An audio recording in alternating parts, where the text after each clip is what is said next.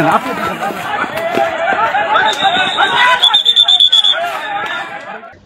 আসসালামু আলাইকুম ওয়া রাহমাতুল্লাহ। প্রিয় দর্শক, নির্বাহী ম্যাজিস্ট্রেটের ক্ষমতা পেল সেনাবাহিনী, যা বললেন আজহারী। ভারত ইচ্ছাকৃতভাবে বাংলাদেশের সামরিক বাহিনীকে দুর্বল রাখার চেষ্টা করছে। চলুন দেখে আসি বিস্তারিত। শেখ হাসিনার শাসনামলে ভারত গোপনে প্রভাব খাটিয়ে বাংলাদেশের সামরিক শক্তিকে দুর্বল করে রেখেছে বলে অভিযোগ। লক্ষ্য একটাই, বাংলাদেশের সেনা ভারতের দিকে যাতে কোনো স্ট্র্যাটেজিক চ্যালেঞ্জ ছুড়ে দিতে না পারে। হাসিনা সরকারের পতনের পর বাংলাদেশ প্রকৃত অর্থে স্বাধীনতার স্বাদ উপভোগ করেছে সামরিক এবং অর্থনৈতিক ক্ষেত্রে। ১৭০ মিলিয়ন জনসংখ্যার দেশটির হাতে রয়েছে মাত্র ৮টি মিগ, ২৯টি ফাইটার জেট, যা প্রমাণ করে হাসিনার আমলে স্পষ্টই দেশের সামরিক ক্ষেত্রকে অবহেলিত করে রাখা হয়েছে। অন্যদিকে অর্থনৈতিক চ্যালেঞ্জের মুখোমুখি হয়েও সামরিক দিক থেকে অনেক বেশি শক্তিশালী Pakistan. Global fire power index ২০২৪-এর মতে পাকিস্তানের মিলিটারি বাহিনী বিশ্ব র্যাঙ্কিংয়ে ৯ নম্বরে রয়েছে। বিশেষ করে পাকিস্তানের বিমান বাহিনী উল্লেখযোগ্যভাবে শক্তিশালী এবং তাদের হাতে রয়েছে JF-17, 25টি J-10 সি ফাইটার জেট, জিম্বাবুয়েকে 12 MFI-17 সুপার মুশাক প্রশিক্ষণ বিমান সরবরাহ করার জন্য পাকিস্তান আরেকটি বহু মিলিয়ন ডলারের চুক্তি পেয়েছে। এখানেই তো শেষ নয়, পাকিস্তানি বিমান বাহিনীতে প্রায় ৬৫,০০০ পূর্ণকালীন কর্মী রয়েছেন এবং তারা বর্তমানে প্রায় ৮৮৩টি উড়োজাহাজ পরিচালনা করছে। চীন পাকিস্তানের বিমান বাহিনীকে J-31 স্টিলথ ফাইটার অফার করেছে। পাকিস্তানের অস্ত্র সম্ভারে রয়েছে তুরস্কের অত্যাধুনিক বন্দুকও। এখানে আরেকটি বিষয় ভুলে গেলে চলবে না, মুসলিম বিশ্বে একমাত্র পাকিস্তানের হাতে রয়েছে নিউক্লিয়ার পাওয়ার বা পারমাণবিক শক্তি।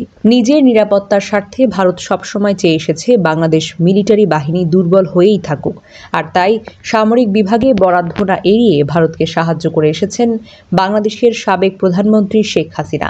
ভারত জানে বাংলাদেশের মিলিটারি বাহিনী শক্তিশালী হতে শুরু করে তাহলে এই অঞ্চলে ভারসাম্য নষ্ট হতে পারে।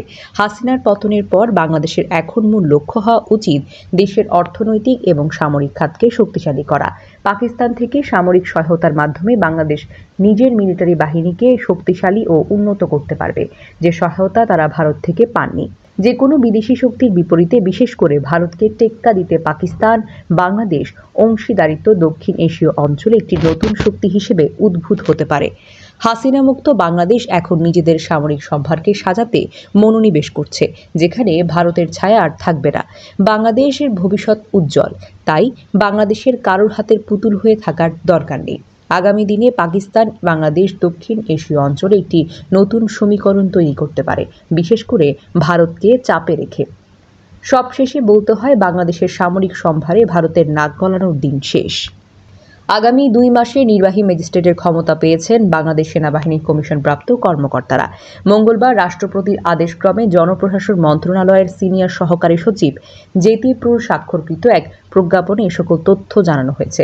প্রজ্ঞাপন জারির তারিখ থেকে পরবর্তী 60 দিনের মধ্যে সেনা কর্মকর্তাদের এই ক্ষমতা দেওয়া হয়েছে। বাংলাদেশ সেনাবাহিনীর নির্বাহী ম্যাজিস্ট্রেটের ক্ষমতা প্রদানের বিষয়টিকে স্বাগত জানিয়েছেন মাওলানা মিজানুর রহমান আজহারী। নিজের ভেরিফাইড ফেসবুক পেজে তিনি বলেছেন, সেনাবাহিনীর কমিশন অফিসারদের ম্যাজিস্ট্রেসি ক্ষমতা প্রদানকে স্বাগত জানায়। যে কোনো মূল্যে দেশের শান্তি ও জননিরাপত্তা নিশ্চিত করা চাই।